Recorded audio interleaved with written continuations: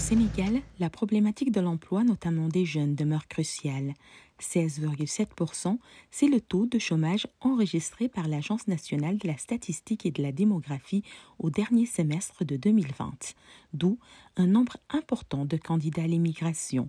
Près de 700 000 immigrants sénégalais vivaient à travers le monde dans la même année, selon un article paru sur le site de Dakaractu. Au Sénégal, nous sommes confrontés à une pauvreté endémique. Et si vous prenez même le dernier rapport de l'ANSD, ce rapport-là dit que 70% de la population sénégalaise est une population jeune de moins de 35 ans. Et la majeure partie de ces jeunes-là, ce sont des gens qui n'ont pas de travail et qui sont véritablement en train de végéter, de vivre quand même des situations assez compliquées. Ces gens-là vont jusqu'à s'embarquer dans des bateaux de fortune pour tout simplement aller en Espagne ou bien aller dans d'autres pays, histoire de se faire une santé financière. Le nombre de jeunes qui se lancent dans l'immigration irrégulière augmente malgré les risques d'arnaque. Les arnaques au voyage sont devenues monnaie courante au Sénégal. Les escrocs, quand même, prennent ce filon-là parce qu'ils se disent que voilà un terreau fertile. Nous pouvons nous embarquer dans cette dynamique-là pour pouvoir engranger le maximum d'argent pour pousser ces gens-là à aller à l'extérieur. Et on se rend compte quand même que c'est un phénomène qui est là. Dans un premier temps, c'était « donnez-moi de l'argent, je vous cherche des visas ». Maintenant, avec les bateaux de fortune, on se rend compte que les gens ont tout simplement migré. Là où les escrocs au visa demandaient 2 millions, voire 3 millions, ceux qui prennent des bateaux de fortune, ils peuvent demander 300 000 francs, 400 000 francs.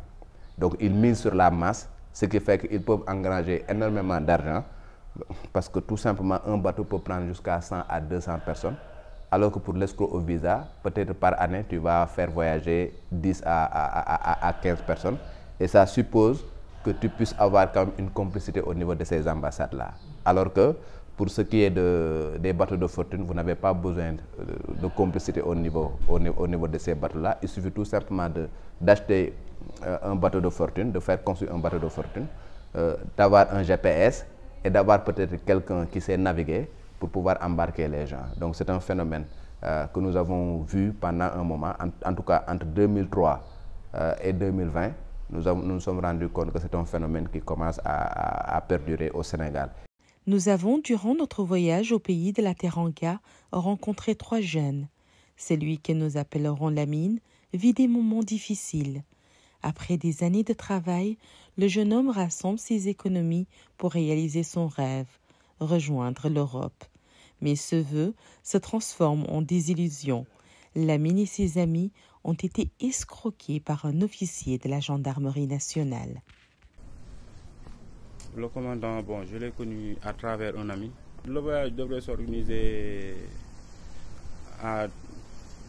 il nous avait donné un temps limite de 10 jours. Parce qu'il nous avait promis que le voyage serait professionnel. Et c'est typiquement militaire. Il nous a convaincus, vu son statut militaire et le lieu où il nous a accueillis. On était convaincus que c'est quelque chose de concret. Je lui ai remis 2 500 000, moi, dans ma part personnelle. Mais il y a d'autres personnes qui lui ont remis la même somme.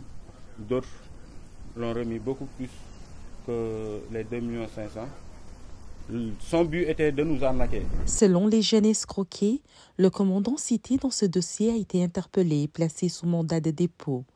Il a commis une faute grave. Si les faits sont avérés, nous renseigne un colonel de la gendarmerie à la retraite. La Grande Muette, quant à elle, reste silencieuse sur la question. Nous avons essayé de recueillir sa version, mais aucune réponse. Au moment où les jeunes essaient d'avoir de meilleures conditions de vie vers d'autres pays, certaines personnes leur barrent la route en mettant en œuvre des stratégies pour les arnaquer. Ce phénomène, je peux dire que c'est quand même une réalité parce que lorsqu'on a eu à faire une enquête de terrain, notamment en 2016, lorsqu'on interrogeait les amis, enfin les migrants qui sont venus par la mer, on a entendu beaucoup d'histoires. Il y a beaucoup de gens qui vont le vent, qui, au départ même par ici, il y a des gens qui donnent de grosses sommes d'argent à des gens, non, mais je peux faire venir ton frère, je peux faire venir par telle voie, par tel circuit. À la fin, c'est vraiment une traversée avec beaucoup de difficultés et parfois aussi la personne n'arrive pas. Il y a des gens qui déboursent de l'argent, ils mettent 10 000 € pour faire venir un frère, un enfant, mais toujours dans le circuit obscur. Nous, dans notre combat, nous essayons d'interpeller aussi les politiques pour qu'il y ait l'accès au séjour avec des voies sûres. Donc sécuriser, c'est de voir l'accès au visa de séjour avec une souplesse.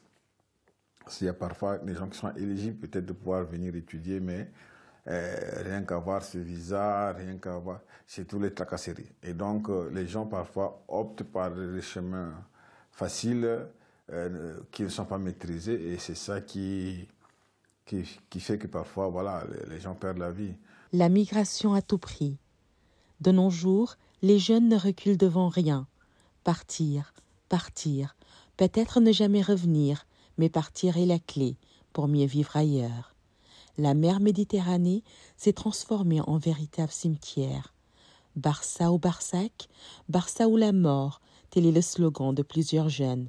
Mais une tueuse financière et briseuse de rêves cible les candidats à l'immigration, l'arnaque au voyage en classe affaires. La sensibilisation serait, selon nos interlocuteurs, le meilleur moyen de freiner l'élan de ces phénomènes qui ne cessent de prendre de l'ampleur.